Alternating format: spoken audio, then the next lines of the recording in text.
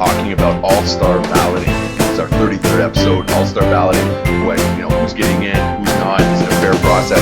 Plus, we always have the Naismith moment and in the post and plenty more. So, joined for the trifecta of Who's Lounge This. My name is Phil. You guys can support Phil on Twitter, Facebook, all those good guys, and my partner Mark. Hi, I'm Mark, and J.R. Smith's been to my house. I don't know how many other houses he'll be in after this year, and third man, Mr. Moda. Hey, I'm Moda, and the Knicks are rolling right now. Is it the shoes? It might just be a bit of luck, but we'll see after that one. So, first topic, main topic of the day, we have All-Star balloting, All-Star 2014. So, this is when fans get to vote in some of their favorite players and they get the team as starters. So, basically, fans vote the starters and coaches all around the league get to vote for the other players who fill out that bench. Guys, we were talking a little bit off camera about what happened. Now, Moda, I do want to let the fans know we were talking before about how those other players, so non-starters, voted by fans, get their names, on the list. So basically, how there's the All-Star ballot for starters are voted by the fans. So you go on NBA.com/All-Star, and you can vote for your favorite players. You basically have to select 2 guards. And three main players, front court players. That's mainly the system, is fans that are voting. And then for the rest of the players, they call them reserve player. Basically, it's the coaches around the league. They will vote for their top 7 players. They have to choose between 2 guards, 3 front courts, and 2 wild cards. And basically, they're not also allowed to select a player on their team, on their own respective team. So it keeps it a little bit fair. Nice. So now that you guys know how these are picked, Mark, when we're looking at some guys who were kind of, maybe deserving for a first-time ballot, or maybe some guys who aren't all-around household names, or even guys who are like I'm trying to avoid talking about your LeBrons, Durant's, those guys who are kind of like givens. Who do you think this year really jumped out, in your mind as a guy who went from being a pretty good player to a guy who you now have to put on that list every year? Oh, there's a lot of guys who, first of all, looking at that list, there's some ridiculous names that should not be there at all. But, you can look at that list yourself, people, and just laugh. But anyways, Kobe Bryant mentioned Damian Lillard should be, an all-star this year. And I would really blow up this system. I don't like it at all. And one of the things I would do is I would create a Kobe rule saying that if you're a veteran player who does not want to play, or an injured player who does not want to play, take your own name off the ballot. Yeah. Yeah. I totally agree. You'll see last year, because of that fan voting system and those coach voting system, some guys were snubbed, like Steph Curry and all those players. Stephen Curry has been phenomenal this year, so I hope that he gets to go on the All-Star. He seems pretty legitimate out there. He's in the top voting. But then you have those type of players that aren't meant to be there, but they're there, or because of, we know that the Asian market is very, very big in basketball. So you have guys like Yao Ming, who was always winning the All-Star ballot, and all of those. Even though there were some back in his time, some centers deserved his place. So yeah. Yeah, no, for sure. And here, so people can take a look. This is the All-Star listing off NBA.com. So this is where you can go and see there's 9 days left from this point, depending on when you're watching the video. There's a lot of guys. Now, interesting to me, I found the right side here, the Eastern Conference, actually made a little bit more sense in terms of guys who were, and it's surprising, right? Because the East is supposedly far worse than the West. There's guys here in the West. I'm like, really, Tiago Splitter and Derek Williams here at the bottom? I'm like, and Markieff Morris. I'm like, I get it, they're good players, but really, like, are you gonna choose one of them over a Kevin Love, Andre Iguodala? Like DeAndre Jordan. Sure, he's improved himself, but I don't know. I just think that they put a huge name so people can have their favorites, but like Harrison Barnes at the same point. Like he's made great steps. LaMarcus Aldridge, I mean, like he's probably a guarantee, but Ryan Anderson, I don't know. I just think that there's enough good names that it's always interesting. But I want to ask you guys now. I'll get off the screen sharing guy here. When it comes to selecting, do you think the way that fans get to interact? Because I understand why the NBA does this, because they want the fans to feel like they're part of the game. They get to pick the starters. But as Mark alluded to, there's often quite a bit of favoritism and bias towards players that aren't as relevant as they actually are. Like he mentioned Yao Ming, great example. There were far better players for years when he was voted continuously. Now, we saw years when Allen Iverson and Tracy McGrady, I remember not too long ago, were voted starters even though they didn't play. And because fans tend to just vote for popular players, like the big name guys, which is fine most of the time, but a lot of times these guys slip through the cracks. And why I mention this is, you'll have times where, certain years in the West, they've had to pick between LaMarcus Aldridge and Kevin Love. It's really tight. But, if you didn't have a guy like Yao Ming whose numbers were far worse, you could have brought them both in. And they tried to change that by having, 3 forwards and 2 guards instead of a center position, and I get that. But, Moto, I'll put it back to you because you kicked this off. Do you think the NBA should keep letting fans vote for All-Stars, or do you agree with me, obviously I'm giving away the cat out of the bag in this one, that it should just be up to the coaching staff and you should let the professionals pick who are the professionals? Because at the end of the day, there could be guys in the D-League who we as fans love, but they don't make the NBA. Why? Because the professionals know better and they don't pick them. So why isn't it the same here? Yeah, well, I agree with you. I mean, in a way, you're a fan. You're part of the. You have to be part of the league. I like the fact that the NBA is always reaching out and trying to engage with fans with the All-Star ballot. But I think there should be a more consistent way where you bring in also the professional opinion and make it a little bit more relevant picks. The best players are supposed to be on the All-Star game. But when you look at the objective of the All-Star game or the All-Star weekend itself, it's mainly something. It's mainly a festival, I would say, for the city where everybody's enjoying themselves. Players are just having fun and all of that. But so that's the part where they want it only to be just the fans. But for the sake of when you look at last year's All-Star game and you look at 10 years ago or 15 years ago when Magic Johnson was playing in the All-Star game or Michael Jordan was playing in the All-Star game, you would see a really good game with the best player going at it and just playing really, really good basketball. But right now you can just there's no defense, there's no this competitiveness between the East and the West. So it's I think if you bring in the professional opinion and you add in, you maybe make it the fans voting count for 1 vote, and then just like they do for MVP selection, and then you have the journalists, and then you have the GMs, and then you have the coaches, and then you pick it. I think it would be a better system, and you'll have also a more appealing game for the fans. Yeah, no. That makes a lot of sense. Mark, I want to throw another idea out at you. Mm-hmm. In Major League Baseball, what they actually have is the All-Star games actually become relevant because it determines home court advantage in the playoffs. Mm-hmm. So I want to throw kind of an either-or at you.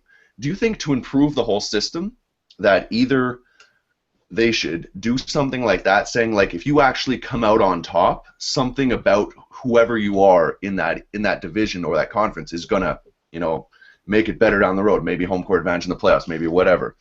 Or do you think they should go kind of like NFL does and now kind of just have 2 team captains and regardless of conference, just pick best, And so you could have a couple forwards from the East, a couple forwards from the West. So do you think they should put the emphasis on winning an All-Star game or just best players available and have some fun of it like team captains and stuff like that?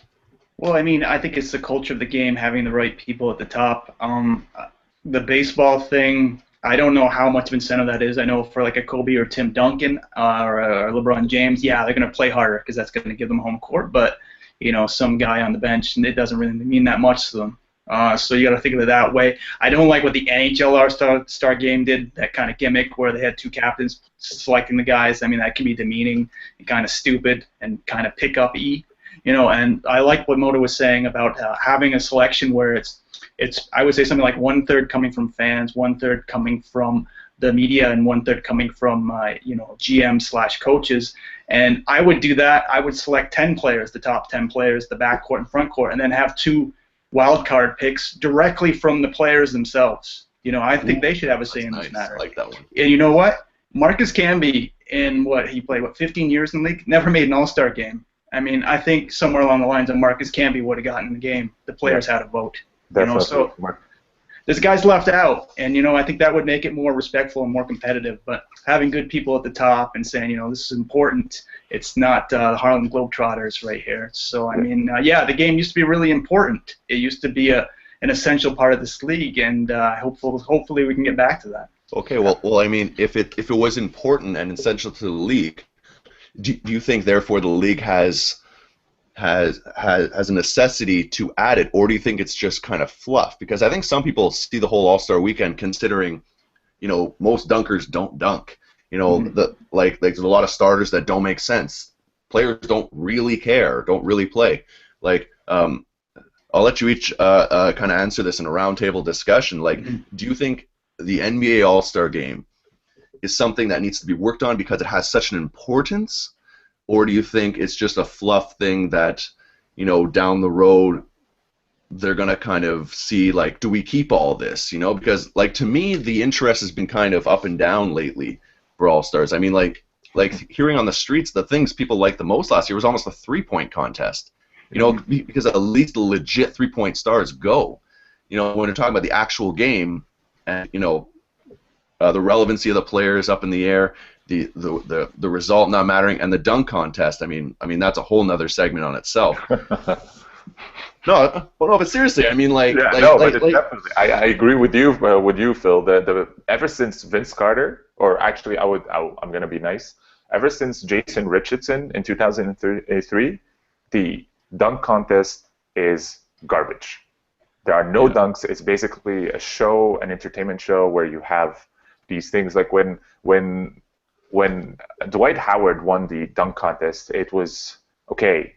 He did some pretty cool stuff, but you can't compare that to the between the legs for Vince Carter or between the legs off the backboard or for Jason Richardson. So it's becoming less and less relevant for players to participate in the All-Star Weekend just because it's a weekend where they can rest and it's a weekend where they don't want to get injured. So that's why you'll see guys like LeBron doesn't want to participate in the dunk contest, even though all the fans want to see him in it. Or you have guys like Kevin Love who participates now in the 3-point contest. So it's a very tricky business, I think, the All-Star Weekend, just because of the fact that it's a money maker machine more than we're gonna try to see how these players go at each other because they are the best players this season. Okay. Well, then I've got a question for Mark. Then, if it's about money makers, why don't we just say, if you as an NBA player want to be, on the ballot for an NBA thing, right? You automatically sign up to being on the ballot as a dunk contest, and the winners get a cash bonus. So it's all about money. If you win, I think there's something about that now in some All-Stars, but if you win, you get $25,000. But if you want to play, and it also affects everything, right? Because if you're a 4-time All-Star, it's going to affect your entrance to the Hall of Fame. It's going to affect your next contract. But if you're never an All-Star, that hurts, right? And so at the same time, if I'm I want that money and I want the future money for having that on my resume, but my name is also now in the dunk contest. And so fans get to vote on me. And so if I'm LeBron James and I want to win over fans, I want another All-Star. I want to, win the East MVP. Well, now my name's there, and I'm going to get voted. Does that make sense to you, Mark? Or do you think that players are just going to bucket 25,000, 50,000 and say forget it all? I don't think the money's a huge issue for these guys. Mark Stein had an interesting point a few months ago, kind of an outside-the-box solution turn it into a week off and send these guys to Europe. Obviously, the NBA is interested in Europe. Send these guys to, Zurich, hang with Moda, and go to Paris, go to London, and have a week off. They get this paid trip to go overseas, but you have to sign off. You know what, LeBron, you're doing the dunk contest, and you're going to do it at the Eiffel Tower. Do something really interesting that way. And that way they get to rest as well. They get to have a vacation, and they get to see some place they've never been before, and they get to expand their market. I don't have any easy solutions to this because the culture's changed from the 80s and the early 90s. I mean, it's not as competitive as it once was. As you said, it's a showcase. It's a fun event. So I really don't know. Maybe bring these old-timers back and start having them whisper in their ear saying, you got to bring back this legacy. I don't know. I don't really have an easy answer right there. I'm gonna put like kind of an irrational thought out there. I'm gonna say the winner gets home court in the finals, and just to cover you, Mark, for those other teams who maybe don't care. But let's face it, most players who make All-Star teams, probably 70% of them are on competitive teams because you're probably not gonna be this great player on this really bad team all the time. But so in the finals, you get home court advantage, and in the NBA draft, that conference is guaranteed the #1 pick. Mm-hmm. That's actually not bad. Not bad. No, it's not bad, right? Because like it doesn't guarantee what team, but it says if you're in the top 14 and you maybe make it to the finals, you got home court. If you're in the bottom 14 and you're in the lottery, guaranteed you've taken out half the competition for the #1 pick. That's actually not a bad idea. I guess. Some GMs, the GMs and the commissioners, maybe with Adam Silver now taking over, we'll see if he's gonna make some changes to what David Stern implemented. So, I guess I guess technically we have to send a copy of this podcast to Adam Silver so he can get the ideas. Definitely. Yeah, he'll get some really right away. Cool ideas and good ideas from us, definitely. Nice. All right, so as you guys can tell, the NBA All-Star has been a hot topic of conversation for a lot of people around the league. So catch yourself up, and NBA.com so you can vote, get your fan vote in there. We're going to have a little switch of pace right now. Mark Griffin's going to bring you what we're always looking forward to, a little Naismith moment for this week. Mark, what do you have on tap for us? Well, I mean, if you remember a few years ago, Shaquille O'Neal, when he went to the desert, he was named the Big Cactus. Well, there's a guy out in the desert now who's called the Bigger Cactus. His name is Simbular. He is 7'5", over 350 pounds, and he's from Toronto. Interestingly enough, another aspect we've been talking about international basketball, his family is of Indian and Sikh origin, which obviously with 1 billion people over there is really interesting to see if he potentially goes to the NBA. And he has, you cannot teach height, as they always say. He's averaging 10.7 boards and 2.5 assists. He had a 2.5 blocks. What am I saying? He had a 10-block game the other day, and he had another game where he blocked 2 shots in the final minute of a clutch game. I mean, he's got good hands. He's got good court sense. He's got good basketball IQ. He's got weight issues. Obviously, he's got endurance issues, and apparently he's got a dietary issue where he's not exactly eating the best foods. But a lot of guys like Dwight Howard have had similar issues in the past. We've talked about this. So he's working on these issues. He's actually got a younger brother who's a freshman. He's a sophomore. His youngest brother, his name is Tanvi. He's 7'3". He plays on the team with him. Insane amount of hygiene in this family. Their dad, I think, is 6'5". Their mom's 5'10". I can see him playing in the NBA. He just has to keep developing. Be amazing to see him with a team like the Phoenix Suns and getting with their staff and getting his body in the right place. But the Bigger Cactus, Simbular. I don't know if he's going to come out this year, but maybe a year from now. See him at New Mexico State because he'll be in the NBA. And he'll be the first, probably the first NBA player of Indian origin. So it'd be huge for the Asian market and basketball overall. Yeah, and so grocery bill too. That that's what I was thinking. 5'7", 365. Absolutely. I eat 6'5", and I'm like, wow, these guys are monsters compared to me. Wow. Yeah. So and just for a quick look, Andrew Wiggins is playing against Melvin Agim, Iowa State versus Kansas on Tuesday. That's going to be a huge game. And speaking about Canadian basketball.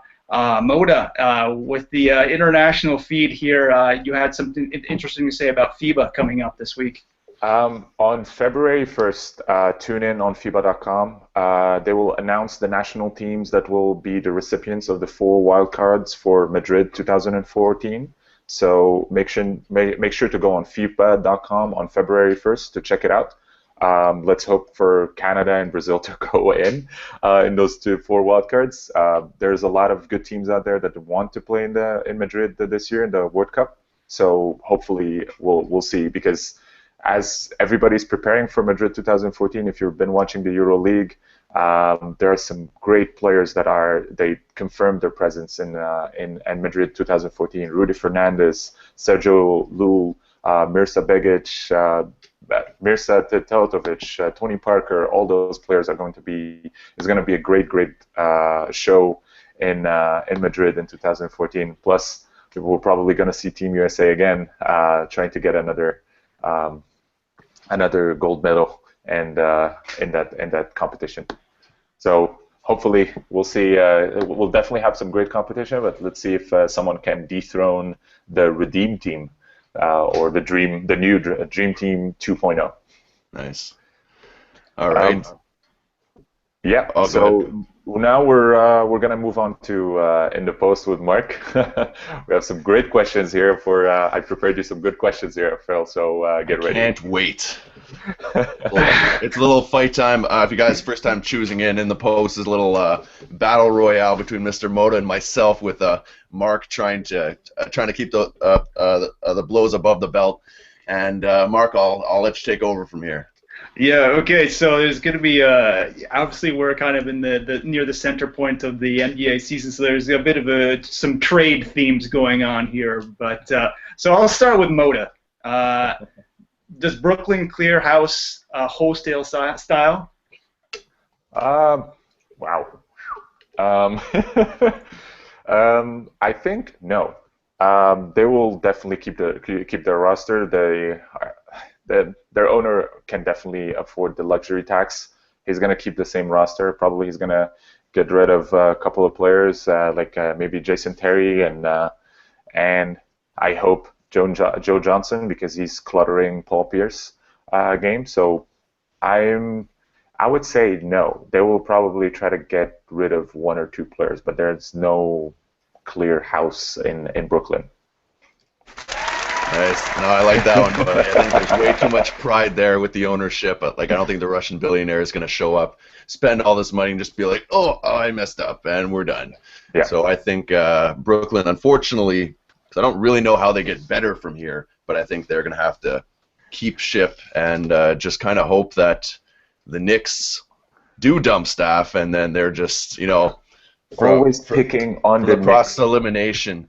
Well, no, I actually think the Knicks have a better future. They have younger players and they have more possibilities. Well, except for maybe Brook Lopez. But I think deep down inside, you do like the Knicks, and you are. I like the colors in the jersey. I'm not gonna lie, like the blue and the orange and everything. And it's a love-hate for Phil. Yeah, it's a love-hate. Well, the thing is, as I was saying off air, I'm like, there's something about having the Knicks be relevant, which is not very true right now. Burn. That's actually good for the NBA. But anyways. Okay. Okay. So I'm going to bring the next question to Phil, and this is quite a long question.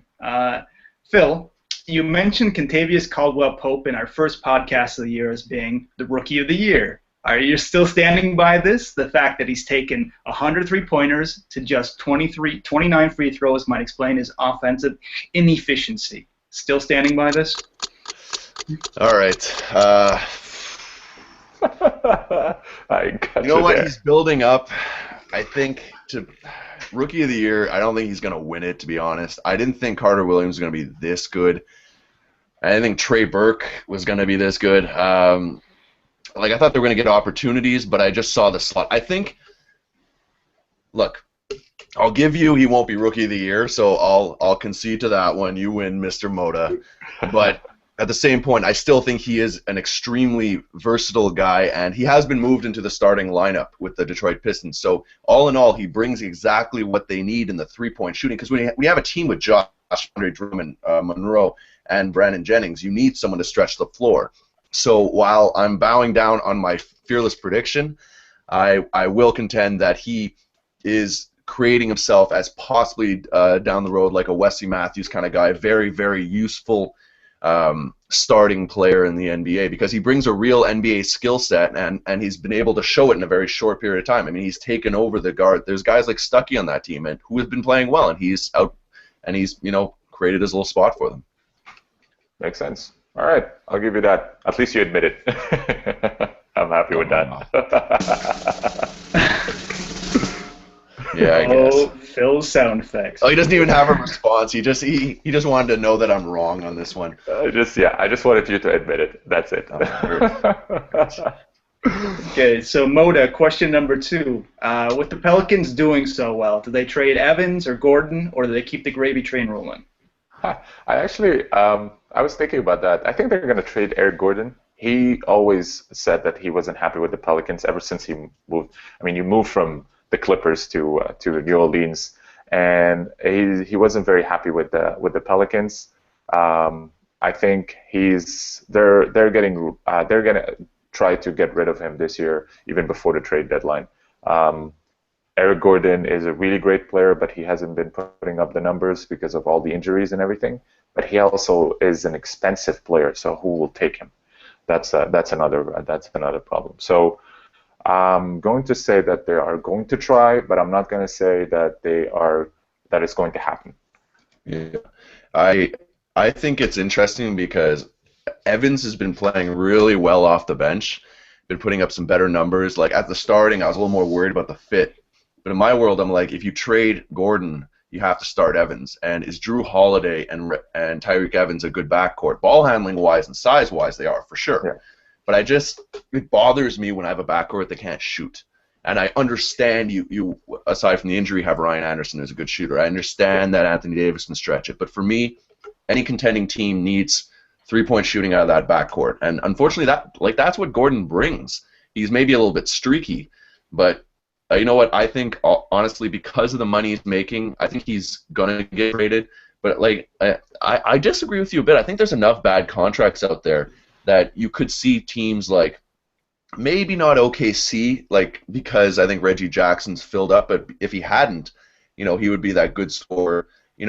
Like team like the Detroit Pistons kind of be interesting, get some backcourt scoring. But I could see Gordon going, and I think he's not going to be a scrub. I think he's going to go to a team that he's going to end up being a good player because he does bring an NBA skill sets. He's strong, long arms, can shoot. He's just making too much money, and at the end of the day, it's not his fault. They offered him money, right? Like everyone knew when he signed that contract that they're like, "Wow, you're giving Eric Gordon that much money," especially for a guy who doesn't play defense. But that's another pet peeve of mine. But I think honestly, Gordon's gone. But I think we're going to see a really good Eric Gordon next year for whoever he plays with. I hope for him. I hope for him really because it's a really shame because when you go from being the best player on your team to with all those injuries, just like when you look at Derrick Rose and all of that, he is that type of caliber guy where he can bring in so much, regardless of if he's playing defense or not. But right now, he's not with that big front court and back court at the Pelicans. He's not adding anything. So I think he's going to get traded. I hope he goes to a team where he can make a fit. And with Phoenix losing a couple of guys for injuries, I think it's also going to be a good fit for him also over there. Yeah. No, yeah, just to add in there, I wrote an article that was actually on NBA.com 2 years ago about Eric Gordon because the things he was doing with the Clippers was amazing. At one point that season, actually for the entire season, in terms of fourth quarter points, he was only trailing Kobe and Paul Pierce for fourth quarter points. He was such a clutch player, and he was actually playing good defense as well with Blake. It was a really good fit, but as you guys said, the injuries and everything else, he's not the player he used to be. Hopefully he can get that back. Yeah. Okay, Phil, question number 2. There are 5 seconds left on the clock. Do you give the ball to Kevin Durant or Steph Curry? This one's Kevin Durant every time.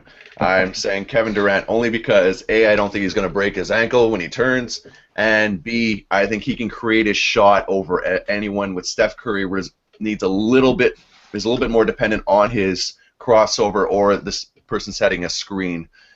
I think Kevin Durant, while his defense isn't where I'd like it to be, and his weight isn't. I think offensively is the most unguardable player. So I'm going Kevin Durant on that one. Well, good answer. I guess we agree on this one. Kevin Durant definitely brings in a lot of things, and his clutch playing is very close to even Kobe. I know for some guys I'm saying some blasphemy here, but he is. No, it's all good. It's all good. He's and taking it at this point. I mean, he's putting up a great numbers. Just look at his yesterday's game, putting up 33 points, 10 rebounds, and 6 assists. It's just phenomenal. So I'll give you that one, Phil. Yeah, I win, baby. I win. Okay, so Moda. Do the Los Angeles Lakers go into tank mode, or do they pick up a veteran like Danny Granger, Josh Smith, or dare I say, Andrew Bynum? Knowing the Lakers, they don't have a culture of tanking. They will never will, especially when you have someone like Kobe on your team.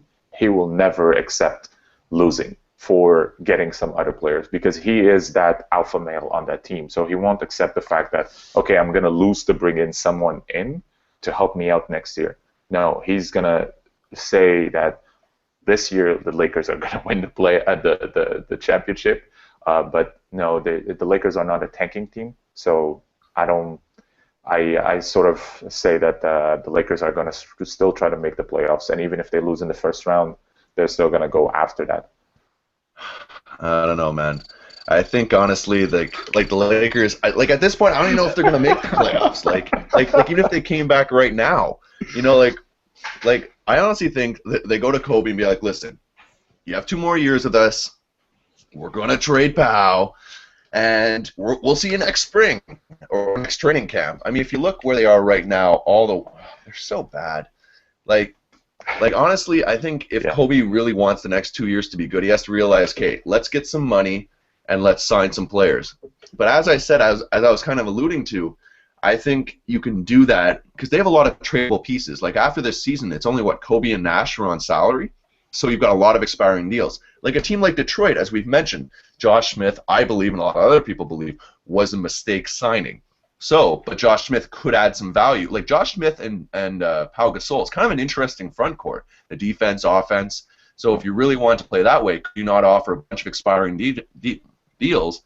And then, if you package in like Xavier Henry, which I think is an awesome player, then that gives a starter for Detroit, and Detroit gets to wash their hands, expiring deal, sign back Greg Monroe. I think they do it. And then the Lakers would have next year a healthy Kobe, Josh Smith, Nash, and Pau Gasol. And obviously they don't care about paying luxury tax. So you're kind of sitting there at an interesting spot. I think Andrew Bynum could be had on the cheap.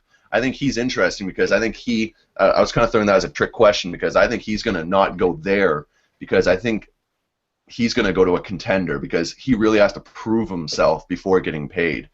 But a guy like Danny Granger would be the same thing. Although, does Indiana want to trade him? 'Cause he's an expiring deal. Like, what do you get back for him? Like, I don't think there's anything the Lakers talent-wise want to give back. So if the Lakers want to improve, they kind of have to just take a big salary, right? A guy like Zach Randolph would be in the same boat.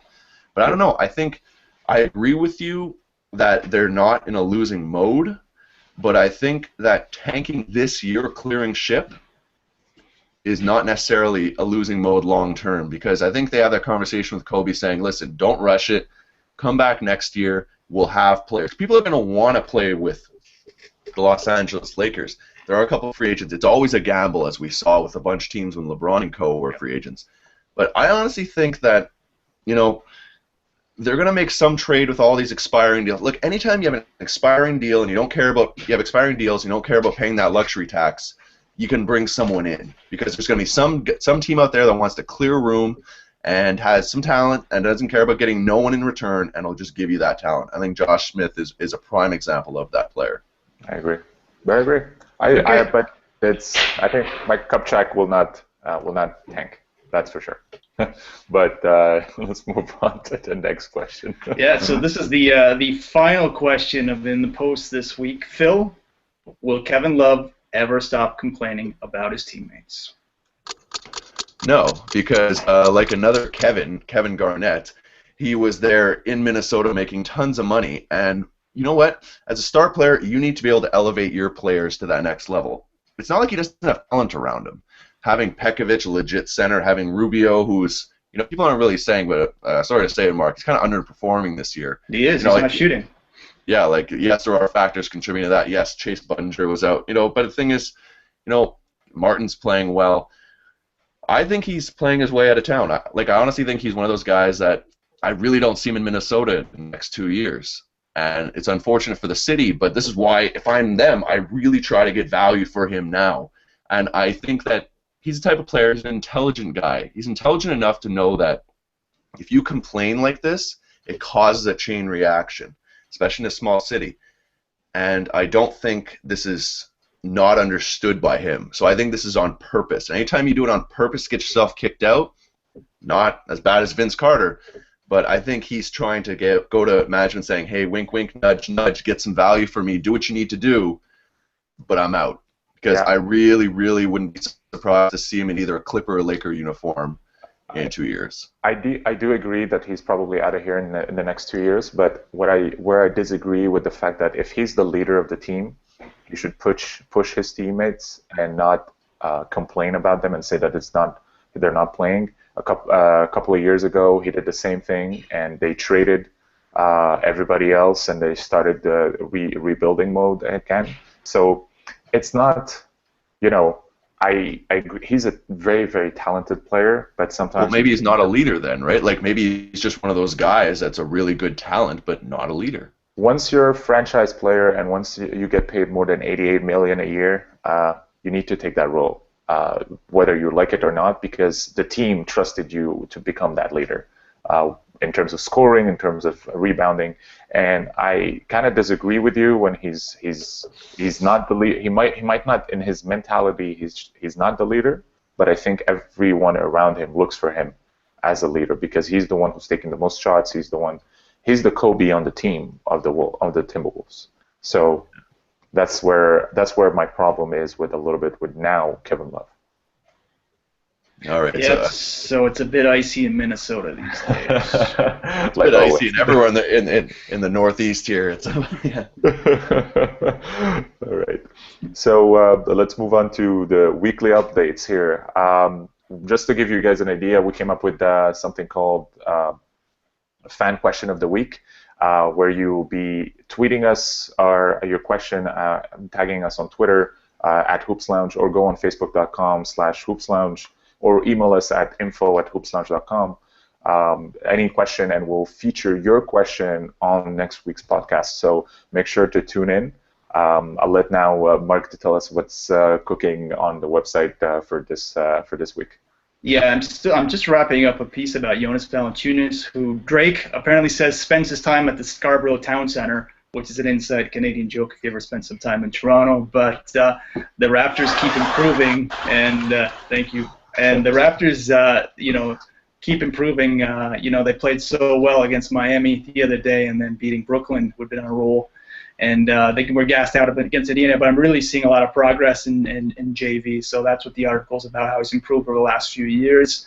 As well, Phil, Off the Wire, tell them about your new stuff. I really like it.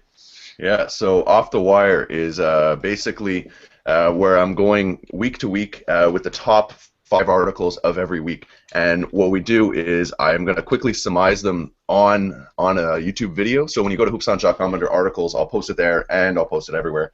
So you can watch the video, watch me go through each of the articles, and from there I'll kind of walk you through what's important, short summary, and on the description we give a short little blurb and a click and a link to the actual article. So if you want to go to the site where it was ESPN, Real GM, or more, we'll bring you right there. And we just basically want to become that one-stop shop where you can just come learn about basketball, and we'll just make it easy for you. So Off the Wire is and I'll keep it short. It'll be like 2-3 minutes every Wednesday I'm aiming for. So yeah, look out for that, Off the Wire here on Hoops Lounge. All right, guys. So that's come to another end of a great show. So I want to thank you guys for watching, and you guys, Mark and Moda and myself, Phil, host as always. So we will continue to bring you great stuff as we've mentioned all week, and always feel free to hit us up. So if you have those questions, like Moda said, our Facebook Hoops Lounge, our Twitter Hoops Lounge, just hit us up either way with with however you want to bring your question. If you want to make a video, you want to make a written response, you want to make a Twitter, like however you want to say it, we'll bring it up and we'll give you credit on air. If we want to have a back and forth fan interaction, because we do it for you guys, because we're all hoop heads at the end of the day. All right, guys, I want to thank you so much. Thank you, Mark. Thank you, Moda, and we'll catch you guys next time in the lounge. See ya.